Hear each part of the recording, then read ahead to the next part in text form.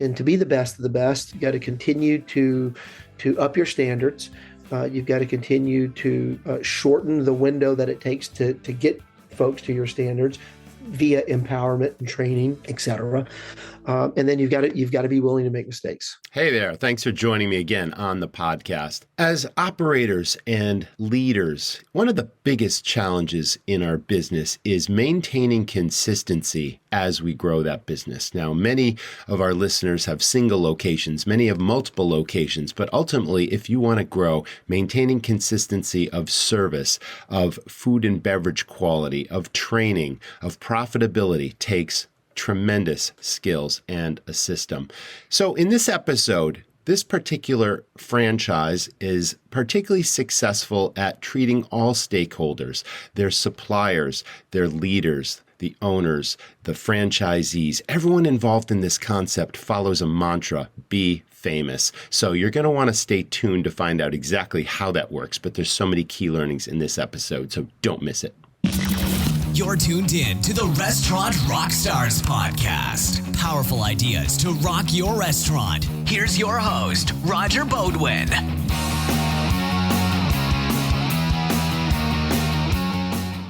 People go to restaurants for lots of reasons. What the customer doesn't know is the thousands of details it takes to run a great restaurant. This is a high-risk, high-fail business. It's a treacherous road, and smart operators need a professional guide. I'm Roger. I've started many highly successful, high-profit restaurants. I'm passionate about helping other owners and managers not just succeed, but knock it out of the park. You don't just want to run a restaurant. You want to dominate your competition and create a lasting legacy. Join the Academy, and I'll show you how it's done. Not answering your phone is one of the quickest ways for your restaurant to lose a potential customer. But between serving in-person customers and dealing with the kitchen, it's hard for staff to prioritize incoming calls. That's why your restaurant needs Pop Menu answering. Simple questions that keep your phone line tied up can be handled without pulling a staff person from your in-person hospitality. Reclaim the power of your phone.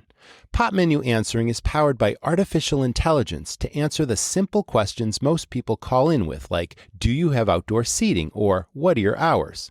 Within the Pop Menu platform, you can customize answers for your restaurant and choose the voice your guests hear, plus create customized greetings. Pop Menu answering picks up your phone 24/7, 365 days a year, turning every phone call into an opportunity. Plus, Pop Menu's full collection of tools helps optimize your restaurant's website and menu, streamlines your ordering experience, and assists in retargeting to enable you to build long-lasting relationships with your guests. Get help answering your restaurant's calls now with Pop Menu answering. And for a limited time, my listeners can get $100 off their first month plus an unchanging monthly rate at popmenu.com/rockstars. Go now to get $100 off your first month at popmenu.com/rockstars. Welcome back to the Restaurant Rockstars Podcast. With me today, Mr. Michael Mabry. He is the president of Famous Toastery. Welcome to the show, Michael. How are you today? Great, Roger. Thanks. This is fantastic. We're going to dive in because I know you've got a fast-growing concept here focused on breakfast and lunch and brunch, and that's really exciting. I want to talk all about the ins and outs, but my guests know I always begin with the backstory of my guest, and everyone's got a unique, interesting restaurant story, what first inspired them, how they got into the business. So why don't you take us there? Yeah, sure. Thank you. Well, I'm a restaurant guy, and I've got three passions: people, food, and life. And the restaurant industry is really able to allow me to tap into each of those. I fell in love with cooking at a young age, and I lived with my dad. And whenever I'd go to my mom's, he would say, "Hey, could you learn how to make her meatloaf, or could you learn how to make that spaghetti and meat sauce that she made?" So I'd go to mom's, she would teach me, then I'd come home to dad, and I would cook it for us. So I just really fell in love with food from that point on, and was fortunate enough to get into some early businesses at a very young age, but really just fell in love, like I said, with the romance of cooking, and went to El Centro Community College in Dallas, Texas, and got my chef certificate. And during that time, a buddy of mine was working at a restaurant in 1992 called Romano's Macaroni Grill. And he's like, "Hey man, we're making $100 a day waiting tables." And I'm like, I gotta get in that. So I went and applied for that position to be a server. Unfortunately, I didn't get the job as a server, but they did offer me a job as a server support, which is a very fancy name for busboy. And the reason I didn't get the job was you had to know Italian. I didn't study, so I didn't pass the test. And I really look back at it now, and everything happens for a reason. And the whole idea of starting as a busboy really gave me the opportunity. I've received a paycheck for really every position in a restaurant, from busboy to server, to dishwasher, to prep cook, to line cook, to management. And those experiences have been really invaluable for me. But as there was 3 or 4 key moments in my earlier years that really defined my trajectory. One was I'm working the floor as a server one day, and the manager comes over and says, Ron, I still remember his name, and he's like, "Hey, I heard you are a cook. Are you not a cook?" I said, "Yeah, I actually do." He goes, "Hey, one of our guys called in. Could you go help?" I said, "Sure." Well, that's the last day I was ever on the floor. So that started my career in the kitchen. I was a prep cook. Then I was a backup cook. Then I became a line cook, saute, pretty good at it, I think. Then a sous chef, then executive sous chef, then an executive chef, then an area chef. And that opportunity took me all through the kitchen, and had me moving from Dallas to Houston to Las Vegas, all still with Romano's Macaroni Grill. The second key piece was married, and my wife says, "Hey, you need to make more money." So I go to my boss and say, "Hey, I need to make more money." He says, "No, you're topped out as the executive chef. The only way to make more money is to become a general manager." I'm like, "No way. I don't want to be a general manager. I want to stay in the kitchen." He's like, "Well, then you can't make any more money." Short version is I became a general manager. So once I go home and told my wife what he said, she said, "Well, then you're going to be a general manager." So made that transition to front of the house, and had some great leaders that coached me through that. To say it was rocky was an understatement, but we made it through it. The third important thing that happened was we had our child. We were living in Southern California at the time, running the Romano's Macaroni Grill in Thousand Oaks, California. And my wife wanted to come home to Dallas. So we came home to Dallas. As we did that, I went back to the original restaurant I started at as a busboy, as the general manager. And we had just brought on a president. His name's John Miller, to run the brand. And he was having all of his meetings at the restaurant rather than at the corporate office, because he was new to the role. And, being young and dumb, I started to interject myself into those meetings, unbeknownst to me that I wasn't supposed to, but nonetheless I did, which got me very over promoted into a role that was responsible for franchising for the brand. And it was all international. So I go from this busboy line cook guy to opening up restaurants in Al-Qubair, Saudi Arabia, to Dubai, all through the UK, all through Latin America, up into Canada. Was your wife traveling with you at the time, Michael? Well, some. My kids were 2 years old and newborn when I started that. Yeah. No kidding. So time away from home, that must have been a challenge. Yeah, a couple hundred days a year. Yeah. I like to say, though, that I knew the restaurant. I knew how to run a restaurant, prior to that. I learned the restaurant business during that time. So Keep going. uh, Great. yeah, so as we continued to progress and do that, I was very fortunate. Got to sit around tables that I had no business sitting around. Some of the guys that I consider to be the godfathers of casual dining. Norman Brinker was Oh still yeah. around. Right. Right. John Miller, Doug Brooks, Ron Hmm. McDougall, Russell Owens, Rick Federico.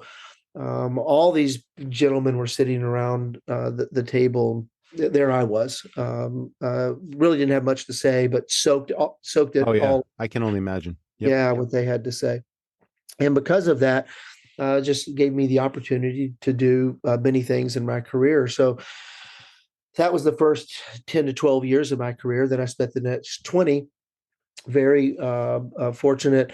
I've been part of a startup company, and we grew via franchising. I became a franchisee, so I've been a franchisee of a couple of different brands. Then did another startup, a burger restaurant based here out of Dallas Fort Worth called Mooyah Burgers, Fries, and Shakes. I'm familiar with that. I think Yeah, we covered them on the podcast a while back, so I'm familiar with yeah, Mooyah. Yeah. Okay. probably. Yeah, we grew that from Oh wow. zero Yeah. restaurants to just over 100, sold to private equity. Then was able to stay on board for 18 months and continue to lead that brand, but work with private equity to do that. Uh, then left, as we went through that process, we got in front of many different groups. One of them didn't end up buying us, but I became friendly with them. And when I left Mooyah, went to work with them at a concept called Fuzzy's Taco Shop, and was leading development for them.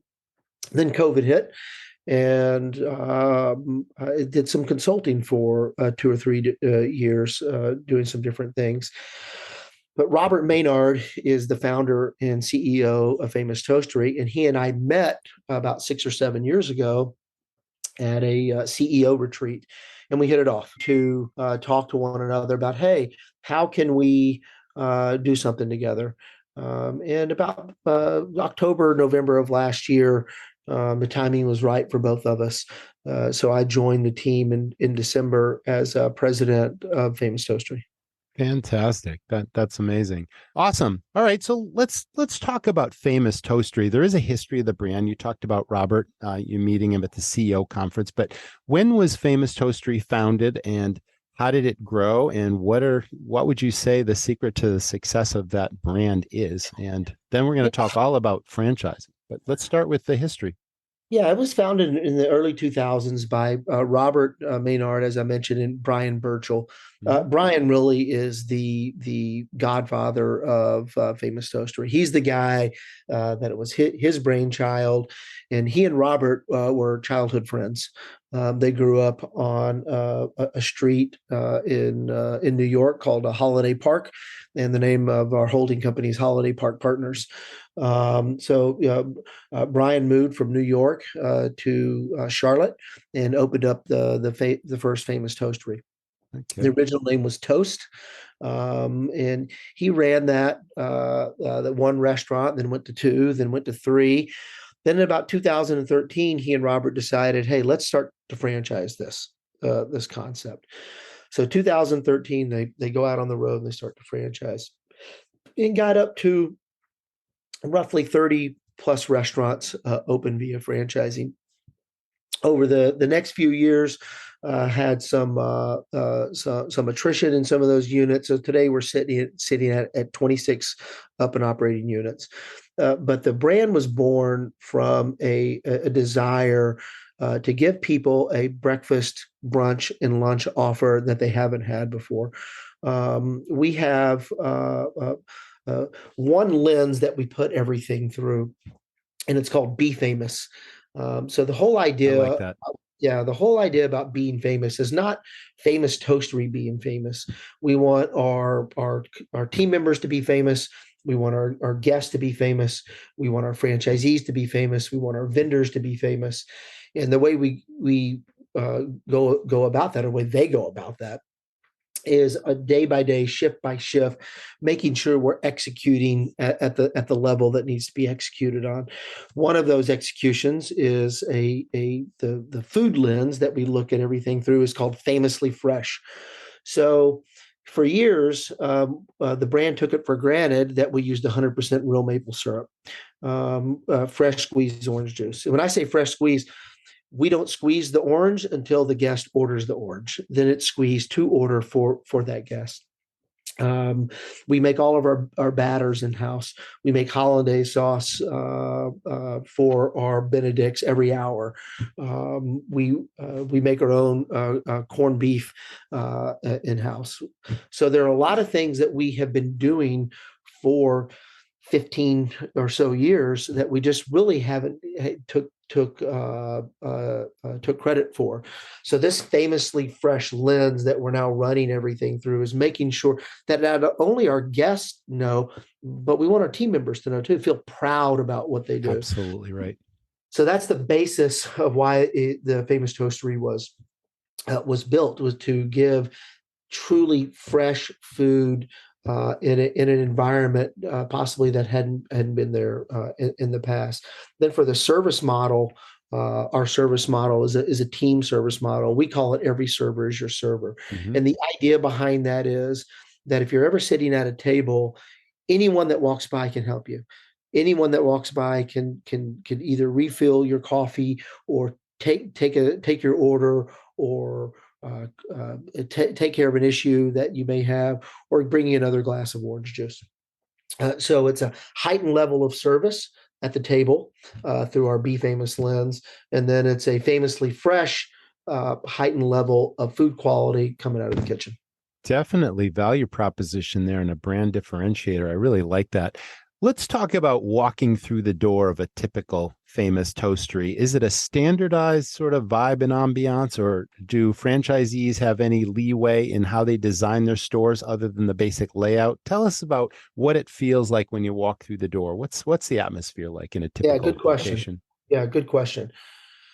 It's a combination of all the above. The key thing though is how you feel when you walk in. Mm-hmm. And what is that guest going to feel like when they walk into a Famous Toastery? Which it needs to be welcoming. They need to feel one of one. So whether the wall's brown, white, or gray, whether the floor is stained concrete or hardwood, whether the bar has chandeliers on it, or we've just got a little corner bar, it is important to what we're trying to portray as a brand. But what's more important is that our team members feel empowered to make the guests feel one of one. Because I use in our industry, we use this term brand a lot. And yes, you want someone to know they're in a Famous Toastery, but we also want our franchisees and our local markets to feel that it's their restaurant. So what may feel great in Davidson, North Carolina, may not feel so great in Roanoke, Virginia. But at the end of the day, as long as we're executing from the Famously Fresh food item, we're executing on the Be Famous lens through our service. The franchisees do have some leeway in what that finish out may or may not look like. Now, that being said, we just did a complete remodel of our flagship restaurant in Davidson. It's in a 100-plus-year-old building. Awesome. It wasn't scheduled to be a remodel, but every time we peeled something back in a 100-year-old building, oops, we got to get rid of this, we got to get rid of that.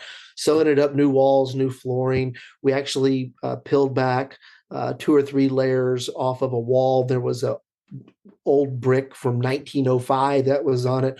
So we kept the brick and treated it. So it's got this really cool vibe to it when you walk in. Let's go back quickly to Be Famous and every server is your server. Those are 2 really powerful concepts that I want to focus in on a little bit more. Now, every company or most companies have a mission statement and it hangs on the wall, and maybe you read it once and you never really practice it. And the difference is culture. So would you say that that is part of the culture now of this, of this company and every new franchise that opens up for Famous Toastery? Obviously, be famous is a mantra that translates to, we talked about it, the staff and every stakeholder in that business, be a vendor, be a guest, be an employee or staff team member, that sort of thing. Is it part of the culture? Is it really ingrained? And is it something that a new franchisee is really pounding into new staff when they're opening a store? That is our foundation. That is unchallenged, unnegotiable. That is how we deliver our service to our stakeholders, including our guests. Would you say that's true? I would. It's a process. The issue with mission statements or vision statements is they're only as good as the words that they are. And what we've got to do with our franchisees is make sure that they feel famous. So as we're talking about be famous, that they're buying in. Mm-hmm. Right. Our franchisee mantra is be famous with us. So as we're out looking for new franchisees, that's what we're leading with in any of our PR and any of our franchise development messaging. So, as we prove from a headquarters standpoint or a corporate standpoint or a brand standpoint that, hey, be famous, and then we start to treat our franchisees that way, then they will adopt it. And then it will continue to be and even be more ingrained than it is now. Fantastic. Okay, let's talk about franchising and the model. There are plenty of franchises out there, and it seems to be it's very rigid, it's very structured. It's like that's the point of a franchise. You've got a built-in system that you're buying into, and then the consistency is absolutely critically important. But there's a trust factor and a relationship between corporate and the individual franchisees. And there's been a lot of industry headlines lately about disputes between some of the biggest names in franchising and their operators in the field. And you have a whole different philosophy about that. So tell us about the relationships that you build and what you stand on and the give and take communication and trust and relationships between the two to make a really successful franchise work.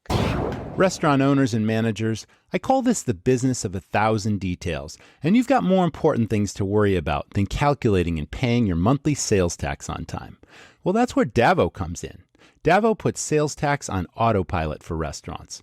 Davo uses sales tax data from your point of sale system to set aside the exact amount of sales tax you collect every single day and then files it and pays it when it's due, on time for your restaurant every month.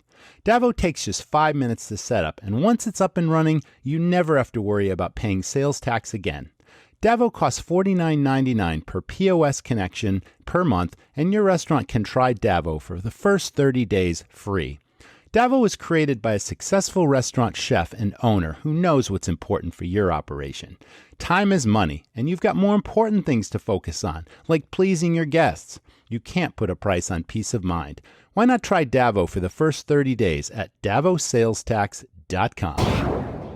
So the franchisee franchisor piece is it's so interesting because as we license out our intellectual property, we license out the opportunity to operate our brand. It is the franchisee that takes on the burden. So I preach to my team and teams that at the end of the day, we work for the franchisee. And the royalty stream that comes in pays everyone's car payments and house payments and puts food on the table and sends kids to school. So we have a responsibility to be servant leaders to those franchisees. And when we approach it from that manner, I have found that we're able to build trust a lot quicker. And I preach this, what I just said, to the franchisees too. I let them know we work for you. It is our responsibility to be responsible for the brand, but it's also our responsibility to serve you. And a quick story is I was part of a brand that there was a little bit of tension between the franchisor and the franchisees and the teams. And this brand was actually particularly had it was all franchise, but one corporate restaurant, but it was really just for training and research and development. Mm-hmm. And I had some new team members on, and they were struggling with the franchisee franchisor relationship, wanted to, hey, do it our way, kind of thing. So what I had them do every 2 weeks when they got their pay was they had to send a franchisee, any one of them, thank you, and say, hey, thanks, I got paid today, and without your royalty stream that came in, I wouldn't have got it, and I'm here to serve you. And it just started to change the paradigm of how my team looked at it, but then also how the franchisees viewed it. So, because of that, it is something that I've just carried throughout the last years, and I lead with it with any company that I'm a part of. Lead with it at Famous Toastery, and lead with it with the team and franchisees today. Let's talk about onboarding, or no, before we go to onboarding, let's talk about what you look for in a great potential franchisee. What type of experience is necessary, business acumen, financial success, all that sort of thing? Like there's got to be a base criteria that you will have further discussions with someone if they're a promising candidate to become a franchisee. Yeah. People, food, and life. And you've got to have the same to be a franchisee. The idea of running a restaurant is romantic. But as you well know, it's extremely hard work. Okay, so obviously we're talking about the criteria that you look for, in a potential franchisee. And there's many things, of course. There's obviously business acumen, whether they have restaurant or hospitality experience, whether they've been a franchisee of a company before. What does it take? And what makes you look at a candidate more than once and have, ongoing discussion? Well, they really got to be and want to be a servant leader, and you've got to have this innate desire for hospitality, because to be a franchisee or just to be in the restaurant business, the hours worked when everyone else is out partying, they're at your place doing the partying. Whenever everyone else is out celebrating, they're at your place celebrating. So you really need to love to serve people. Absolutely. And it's not just serve the guests; you have to love to serve your team members. But because when you serve your team members, and then you've got to attract the right team member to serve those guests. So when we can and when we do identify those servant leaders that have a passion for people and hospitality, then the next piece of the puzzle is, can they identify the same type of people? And can like-minded people attract like-minded people? So we preach that, or I preach that as we're talking to potential franchisees. To be quite honest, I do my best to talk people out of it, because particularly they haven't been in the business before. I do everything I can to like, hey, you sure you want to do this? It's really hard work, but it's not just hard work; it's different work. Have you ever managed 25 to 30 to 50 folks before? Do you understand 7 days a week type of operation, close a couple days a year?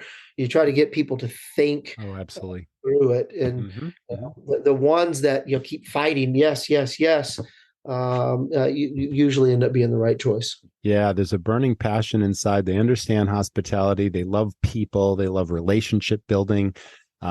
It sounds to me like, well, this is a really interesting point that's come up a couple of times. I'm a huge believer as a former operator in obviously the word leader versus manager, the word empowerment versus delegation. And what I mean by that is any manager can tell somebody what to do. That's delegating, but it's a rare organization that literally empowers its people through leadership by example, that gives them additional responsibility, gives them a chance to fail, critiques them in a positive way, uplifts their confidence in their skills, and then recognizes and rewards the achievement that they make. That's how you build team members that last, right? This is what we're looking for in each individual location. It's not just, and right now there are labor challenges. No one disputes that. And unfortunately, it's that warm body thing where people are just hiring anyone off the street they can get just to deliver, the product. But the value proposition that guests expect, especially with inflation and rising food costs, and you have to adjust menu prices, and people are paying higher prices in a restaurant,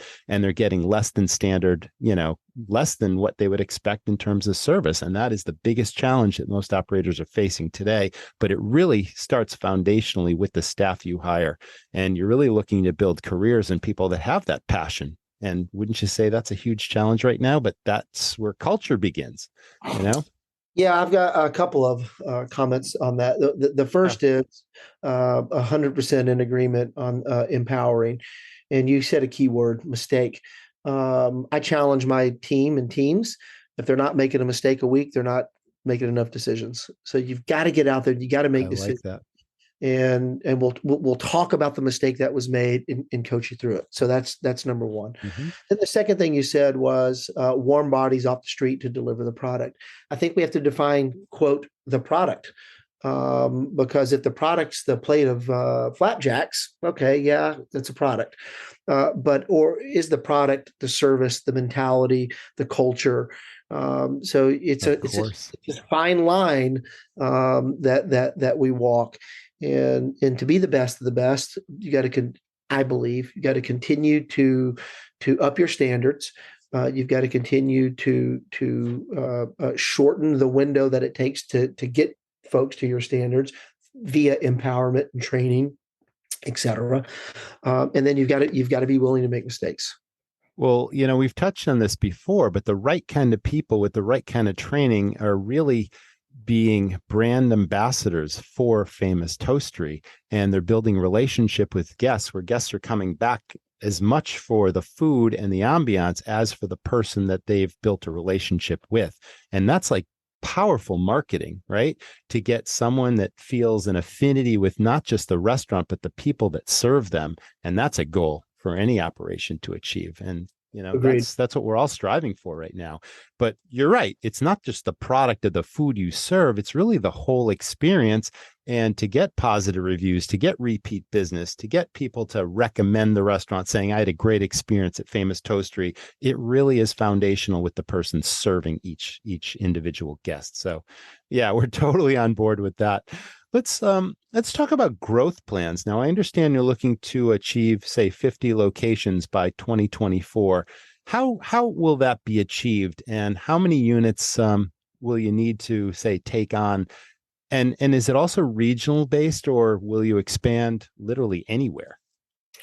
Yeah, so that's a pretty hefty goal. Number one, let me state that. Mm-hmm. You're just about doubling in size in 2 years, right? Yes. But the easiest way to double in size is for every franchisee to open another restaurant. So that goes back to all of the other things that we just said: building trust, right, et cetera. But we're going to have to bring new folks on. We've over the last year we've started to build a robust team. We've got some new leaders in operations, in development, in training, in marketing, and we continue to evolve and bring on more folks, getting us ready for this growth. And the idea is we're based in the Carolinas. We've got a couple units up in Virginia. So we are going to look regionally. We feel that from the Carolinas and surrounding states up to Virginia, there's absolutely plenty of space for us to reach that 50 or so units. But by doing that, doesn't mean that we won't look elsewhere, but that is 100% our focus. Okay. In an individual location, we talked about ideally for the company, you've got seasoned operators that then open multiple units. Is there sort of with a system like this, obviously most of these things are dialed, but there's got to be a certain range where, is it a 10-mile radius from a location? Is it 20 miles? Can you have more than one in a large metropolitan area, all run by the same franchisee? Yeah, I think that's you've got to go market by market. Mm-hmm. varies in every particular location or Yeah, region. Yeah. let me make sure this is clear. Okay.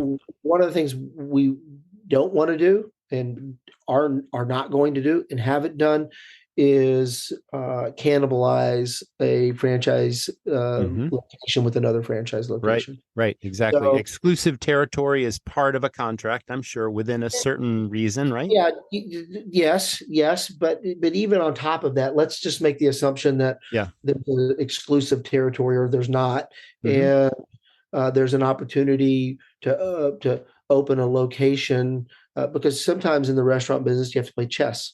So you've got to put a location just to outpace your competitor or to outposition them. So we would, at least I've worked with it in the past with franchisees that, hey, I understand, but if we don't go there, competition X is going to go there. So do you want to lose sales to yourself or do you want to lose sales to them?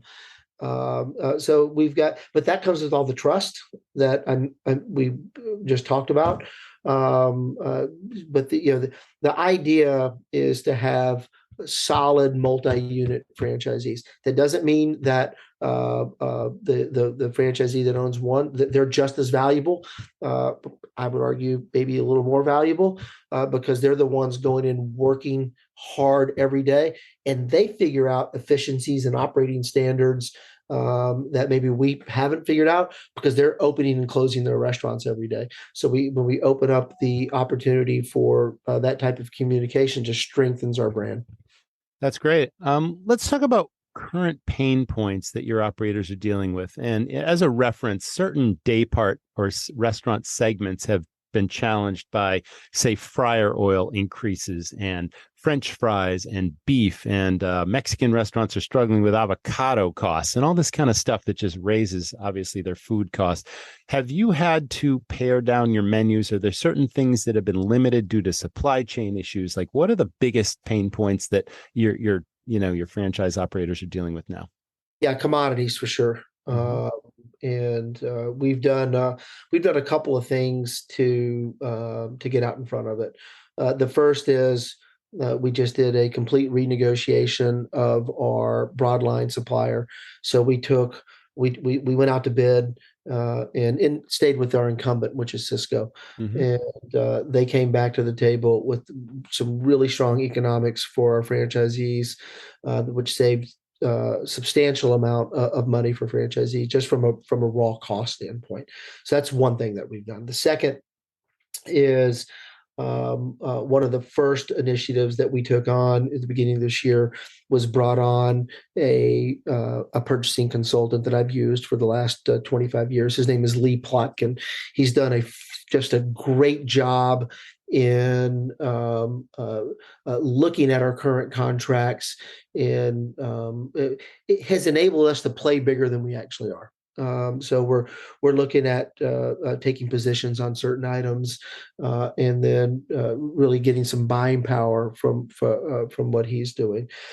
So we've strengthened our cost of goods from initial purchase standpoint. We've strengthened our cost of goods from a taking positions in getting better buying power, and even with all those things, I mean, there was a report last week that eggs are up 267%. Yes. Yeah. And then just a couple of days ago, there's a new Asian flu pandemic that's hitting poultry. I believe it was 60,000 chickens were just put to death because so it is a lot is coming our way. Very volatile. So we ran a model on our menu, and we rolled out our first Famously Fresh menu about 2 months ago. And we took some price increase on some things, kept some things the same, added some new items, took off some items. And so far, the sentiment has been excellent. There's been minimal to no pushback from our consumer on our pricing. There's been some great accolades on some of the things that we added. We added a section called Famous Toasts. So we have a avocado toast We have a Nutella toast, and then we partnered with a great brand called Abby's Better Butter. So we have a Abby's Better Butter toast that we put on. So it's a nut butter. And we trick those toasts up with either bacon or strawberries, bananas, etc., and really have seen so our guests grab a hold of it. So those are the three things that we've done. But with a potential recession, knock on wood, coming, but inflation is where it is. We've got to be able to hedge our bets. Unlike the grocery store.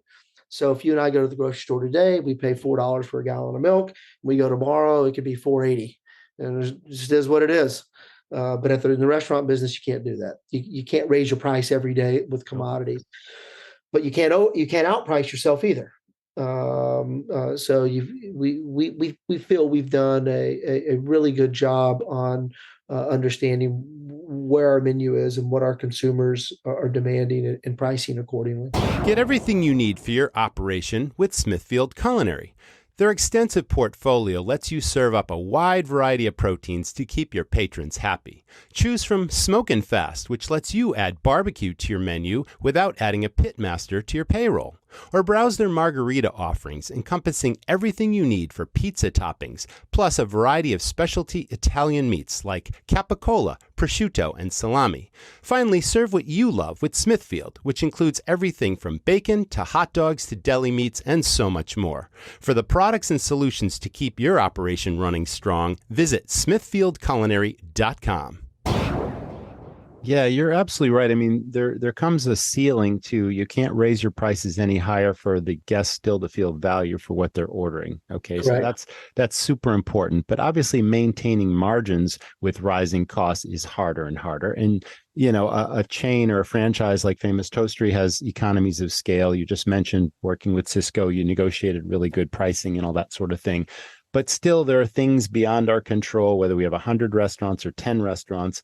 And, costing things out on a regular basis, knowing how much profit or how much each plate cost is on a regular basis is super important, whether you've got one location or 100 today.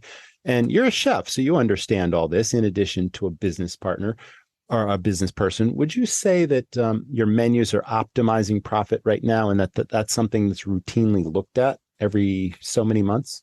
Yeah, we're beginning to optimize, and yes, we are looking at it. I would say right now on a weekly basis. Okay, that's great. Yeah, we're becoming. I feel the brand is becoming a lot smarter, and it's all due to the credit of the new team that we brought on this year. Yeah, I mean, we do have quite a bit of independent single location operators that listen to this podcast, and we have a range of guests, but I think it's so important to bring that point clear because obviously menu optimization is something that not every operator thinks about. And in my experience, I see lots of restaurants that just have profits all over the place on the menu, and that the spread in each category is dollars and not cents, and lower profit items are bigger sellers, and they're stealing sales from what they could be selling, and they're paying the highest wages in the kitchen. So I think it's really important for our audience to know that it's really important to cost out your menu, know what every dish costs to serve the guest, what your margins are, and obviously see with a product mix, from your point of sale on a regular basis, what's selling and what isn't selling, and are lower profit items your biggest sellers? Because if so, there's some adjustments you need to make. So I'm glad to hear that, because obviously that, the larger companies such as yourself are working on these things, have these systems dialed, but not every independent operator has that benefit. Yeah, you've got to make sure we try to make sure that those movers, whether it be eggs, our batter section, our flapjacks, our waffles, French toast, have the appropriate margin in them, but that the guest feels that they've got a great value for what they did. And then some of our whether it's a bar drink, because we do have full bars, although we're breakfast, lunch, and brunch, and some of our our splurge items may have a little bit larger margin in them, but the product mix isn't as high. But the guest that wants that, And Oh, for sure. yeah, that price point isn't something that is going to dissuade them from getting it. It's just that we happen to have it, and they're going to order it. So to your point, it's this healthy balance of what it looks like. Let's go back to the onboarding piece. We talked about the criteria you're looking for with operators that come into the fold, but what type of training are you supporting them with? How long does the training take? Is there also locational assistance for them to find the ideal location? You got real estate people. I mean, franchising is a really complicated piece, and the extent of the support you can offer really adds to the success of that individual operator. So tell us about their training and their onboarding. Yeah. So, franchising can be, again, very interesting in that I've never had in my, 25 plus years involved in franchising, someone slide a check across the table for their franchise fee that was mad at me. Right. And when I say me, the brand, Yes. whatever brand that may be. Uh-huh. But somewhere along the way, sometimes I call it lost that love and feeling. And where did it happen? So we've got to go back and identify those gaps. And there's major milestones during that process. Milestone number one is real estate. So we sign on a franchisee and we say, let's go find real estate. Well, maybe they don't know what I'm talking about, and that's okay. That's why they signed on with the franchisor. We're supposed to know what we're talking about. So we've got to make sure that we've got the appropriate people in place, the appropriate tools in place, the appropriate partnerships in place to help them find that location. Then we have to negotiate the lease. We have to help them through that process. Then what's the next milestone? Construction. Okay, now go build it. Maybe they've never built anything before. So we have to have the appropriate team and processes in place that then allows them to get their plans drawn up, take them to the city, and get that piece of the process done. Okay, great. Next big milestone. Now you need to come to training. Maybe they've never worked in a restaurant before or been in a kitchen before. So we've got to make sure that we are have that lined out appropriately so they feel comfortable and confident, and they have competence as they go through that process. Next big milestone is now we're going to go open, and we send a team in, and the franchisee has got to have put a grand opening plan together. Has got to market their restaurant. Got to hire. And what I have found in this isn't brand specific. This is just overall. There was this overall end when we got to the day before opening. The franchisee goes, "We made it," and I'm like, "Made it? Now we hadn't even started." Right. Yeah. So because of that franchisee is tired because they just went through all of these things that I just mentioned. Yeah, it's rigorous. So we have to flip the switch. Mm-hmm. The day before opening, we shut down. We're getting ready to open that next day. My team should be exhausted. My team should we made it. The franchisees should be in an athletic stance, on their toes, ready to go. Let's go. But that's our responsibility to help them get there. Mm. So the onboarding aspect of what we do has to be one that keeps them energized, keeps them rested, keeps them focused, and keeps them eye on the prize, which is the first day we open and the first guest walks in and pays money for a product. Wow, that's quite a process. And every person handles stress differently and their emotions differently, and they're all amped up and they're ready to go. But like you said, they've gone through an exhaustive process, and it's the support and the motivation and the inspiration that you provide that really gets them over the hump so that they can really deliver, obviously, on that value proposition to guests. That was an awesome description of how that works. Let's talk about consistency. Now, obviously, you walk into a Famous Toastery here versus the next town over or the next state over. It's got to be a consistent experience, and you must spend a significant amount of time ensuring that consistency. How, from a corporate standpoint, can you maintain consistency when you've got independent operators that are part of your system that need to deliver the very same experience? Stay out of their way, because Okay. the majority of franchisees, if not all, want to succeed. I mean, Yes. it's their money. They're on 10-year leases. They've got bank notes. They're in it. They are 100% in it. For sure. So as long as we can provide them with the appropriate tools, whether that's training tools, recipe specs, menu, uniform standards, opening, mid, closing checklist, close to open checklist, line checks, all of the things, bathroom checklist, all the things that are needed, we got to stay out of their way, and allow them to organically operate their business how it needs to be operated. Yeah, there has to be brand standards, of course, but that's our sign, that's our menu, that's our logo, that's our uniforms, that's our every server is your server. That's the raw product of the food that we've designated that they make the items on. So, how they deliver at the table, and how they deliver out of the kitchen.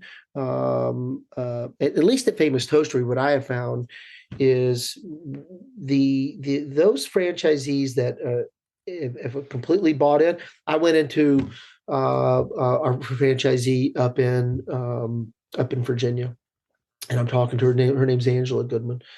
I mean, it was just a great experience. Same thing down in Wilmington. Joe Kloiber is the franchisee. And I'm like, what are you doing here, man? The place feels great. It looks great. Your people are great. Both, one's in Wilmington, North Carolina, one's up in Virginia. They both answered the same thing. We're just doing what they taught us at opening. And they're like 7 years ago. I mean, they're just doing what they were shown. So that's what I mean by stay out of the way. The ones that are the first franchisees that are performing, let's get out of their way. We need to support them. The ones that are struggling, we got to figure out why they're struggling. Is it market driven? Is it team member driven? Is it things happen in life? Is it personal driven? We have to figure that out and then help them get there. But I'm not a believer that one size fits all. We've got to be able to listen and react and act accordingly. Do you participate with any either corporate or outside secret shopper services, perhaps, to give you sort of a pulse on what's happening in a new location, an existing location? Because obviously people, yourself may included, might do some travel and visit locations from time to time. But obviously, when you walk in the door, people get all nervous and squirrely, like, oh my God, we're going to snap to attention kind of thing. But anonymous people that do this for, a vocation or whatever can give you real honest feedback, real objective feedback on what they see. Do you do that at all?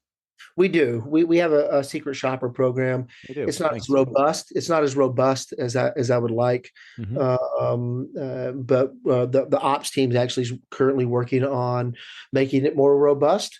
Paring down some of the scoring, because there's some things on there. It felt like it was just put together just to come up with a score.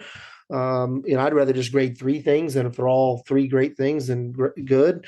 I'm overstating, but so yes, we do. And what I personally used it for at Famous Toastery over the last 6 to 8 months is really just get a barometer on, is this thing working? Does it move the needle or not? Right.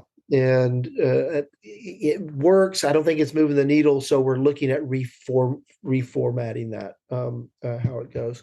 But I do want to say, it's interesting. You say, if you said to me, if I go into a restaurant, quote, snap to attention, I do everything in my power. For that is not the case. And I tell my team, when we walk in, we should be met with open arms and business as normal.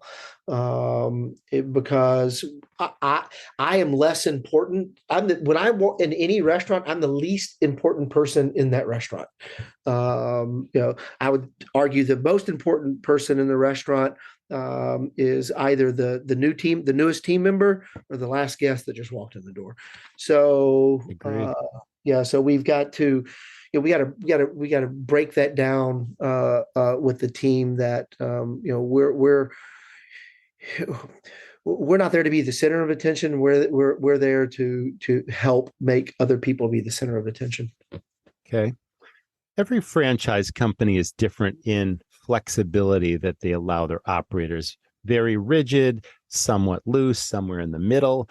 Different regions of the country, as the company continues to grow, has different sort of cultural differences, maybe menu differences, preferences that really work in an area but don't work in another one. Tell us about what degree of leeway do you offer an operator to add menu items, to R&D new things and say, hey, this really works. Best practices that get shared across different operators. I mean, tell us about all that. Yeah, I think we're in the middle. And and some of our restaurants are still doing this, but when I first got to Famous Toastery at the beginning of this year, we had a specials card that was on the table every day. And the first thing I said, specials, is that really the right word? So we changed it to famous features because we wanted to feature something. But even as we looked at that, we did that for a few months, at least in some of our restaurants that we operate.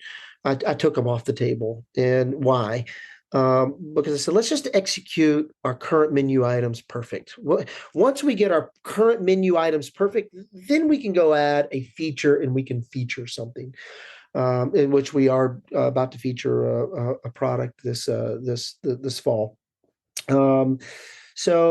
But some of our franchisees have some great features that they have now just staples in their restaurant.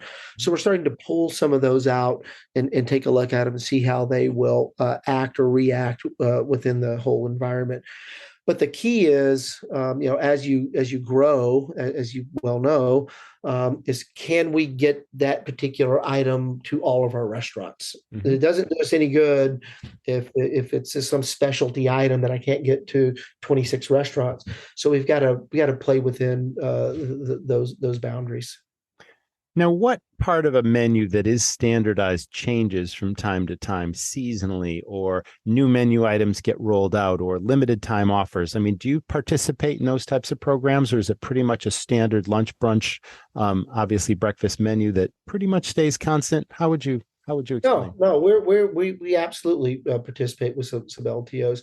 Mm-hmm. We did a full program in the spring called Spring into Alcohol, and it was really just focusing in on our bar, because we do have full bars, like I mentioned.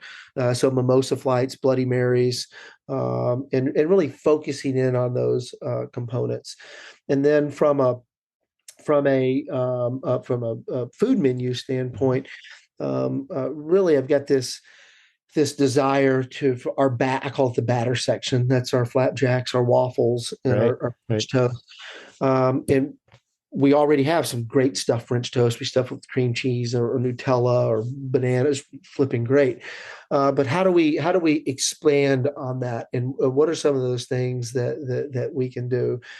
So everyone, it's fall, everyone says already, right? So there's pumpkin spice this and pumpkin spice that. So we're rolling out a nut butter product that we are going to stuff. It's either in our French toast or one of our waffles. That is a pecan spiced pumpkin that we're going to do. So that's in the works as we speak. Should roll out in the next couple weeks. Fantastic. Very good. Last question, Michael. We have some sophisticated, seasoned operators, as listen to the podcast and whatnot, and they're always looking for a new opportunity. What message would you give them? I mean, we've covered a lot of ground today, but is there any words of encouragement, or, hey, take a look at Famous Toastery? What would you say to them, and how can they reach out to get more information on this particular opportunity? Sure. Well, first, if you're looking for opportunity, the most important thing to me is fit. And I mentioned before when you talked about, hey, what are you looking for in a franchisee? Well, the franchisee, it's what are they looking for in a partner, in a franchisor also. So if it's not a good fit, whether you love the brand or don't love the brand, then I would suggest going to find something else, because the franchisor-franchisee relationship is it's a long-term relationship. It's 10 years, at least most franchise agreements are, and they're hard to get out of on both sides. Right. So you've got to make sure that the leadership team and not only the brand, you get I love the food, I love the ambiance, I love the business model. Okay, all that's great, but you really got to connect with the people. So any of those folks out there that are looking for opportunity, I suggest as you go through your discovery process, not just look at the brand itself, but do some research on the people that are running the brand, do some research and get to know those people, see if they'll meet you for coffee, and just talk. Let's talk about our kids. Let's talk about our hobbies. Let's talk about what drives us. Let's talk about life, because the relationship really is intertwined. And at least I have found that there's got to be a trust bridge built between the two, because there's going to be issues. There's going to be problems. Things are going to come up. But if that trust is always there, then you're able to get through it much quicker. And if you're interested in a Famous Toastery, go to famoustoastery.com or and take a look, and Eric will get a hold of you, and we'll start the conversation. Fantastic, Michael. Well, again, we covered a lot of ground, lots of ins and outs of operating and best practices and challenges and just franchise operations in general. So I really appreciate you being on the podcast. Thanks for being with us. Thank you. Thank you so much to our audience for tuning in. Once again, we hope you stay well and stay tuned. Thank you, Michael, for being a great guest on the podcast and for sharing your Be Famous culture and philosophy with our audience. Again, so many key learnings that we can all apply to our own business. I'd like to also thank the sponsors of this week's episode, Pop Menu, Smithfield Culinary, Davo, and Serve, the restaurant training app at srvnow.com. Thanks to the audience. Can't wait to see you next time. Don't miss it. Imagine both your front and back of house teams are so well trained that they're executing flawlessly. Your front of house is doubling your sales, boosting repeat business, and creating 5-star dining experiences, while your back of house is consistently preparing each dish to perfection, on time and to spec. Having a restaurant this dialed takes a unique training system. That's where Serve comes in. Serve means Study Restaurant Variety, and it is a powerful, mobile training system, custom-built to meet the needs of your restaurant. Serve will up-level your team's knowledge and skills, maximize your profits, and create experiences guests will rave about. Picture this. Before the doors open for business, Susan, one of your managers, is assigning Serve training to Paul, your new bartender. Using the app, he will learn both food and beverage ingredients, allergens, romance notes, and pairings. She shows Paul how to use Serve's interactive study tools to become a master of the menu, and how to use the cocktail database to easily find specs to make any drink. He can't wait to hit the floor and sees how Serve will unlock his hidden sales potential. Susan will be able to track his training progress and test his performance. I've got this, Paul says. Next, Susan just uploaded a brand new appetizer to the Serve menu using the admin dashboard. Using Serve's menu profit tools, she's determined that this new dish will have a major positive impact on the restaurant's bottom line if the team is able to sell it.